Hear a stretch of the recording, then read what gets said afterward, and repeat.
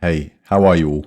I am a bit behind on my income reports due to focusing a lot of my time on getting my Amazon ads course ready. It finally launched a few days ago and the response has been fantastic. Thank you to everyone that purchased the Amazon Advertising Blueprint course and took advantage of the special discount offer. The 50% discounted launch price has now ended.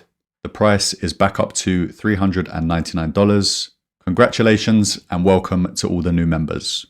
If you didn't see my last video where I shared advertising training, insights, and sneak peeks into my course, I will link it here if you wish to see it.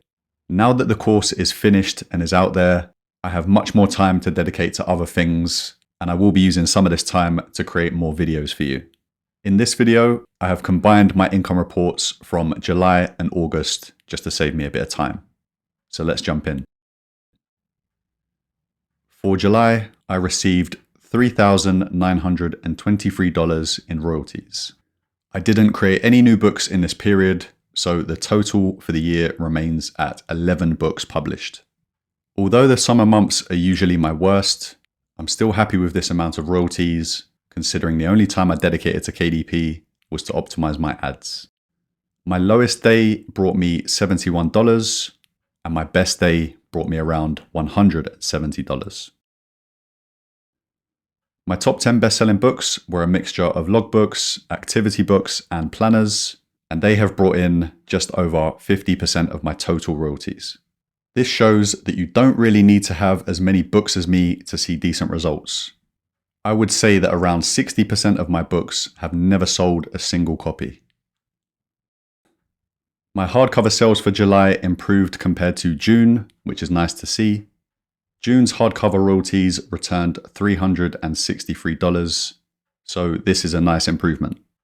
I'll quickly do the royalties for August, and then I will jump into the breakdown of costs for both months. For August, my royalties increased a bit, which is always nice to see. This is due to the fact that someone ordered one of my books in bulk. You can see that by looking at the big green bar on the 8th. That one book received royalties of around $150 on its own, which is crazy, but I'll take it. That book is a logbook, if you were wondering, and I have a lesson in my course about how to target businesses and communities to increase your chances of bulk orders.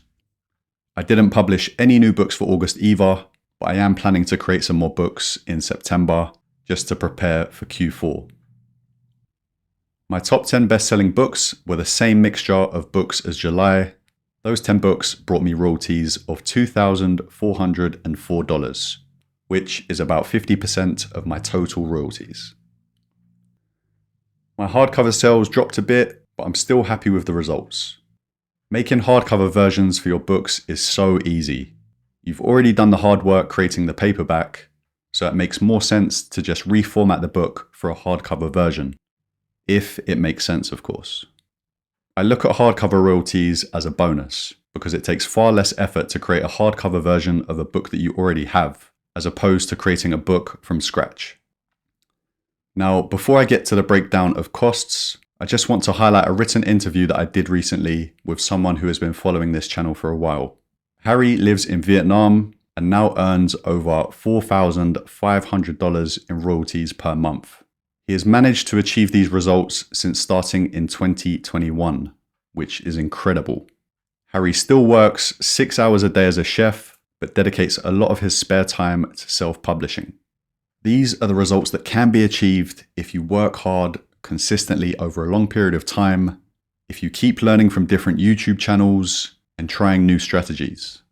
If you are interested in reading the full interview, you can find it on my blog at getmoneyontheside.com. I will also leave the link in the description. Now, to the breakdown. For July, you can see all of my KDP related subscriptions and expenses. BookBolt shows as 0 because I got a lifetime subscription when I first started 4 years ago, but that is what I used to design my book covers. The only change was the advertising costs, and I tried a few different ad strategies for July, so that is why it increased a bit. I know that ad costs may seem a little bit high if you are new to publishing, but these are simply royalties reinvested back into my business, which helps me scale faster. I haven't always spent this much money on ads, I have increased my ad spend as my royalties have increased over time. And I go into great detail about this in my course, and I explain how it's allowed me to scale a lot faster than other people. So, if I take away my expenses from my royalties, for July, I was left with $2,451.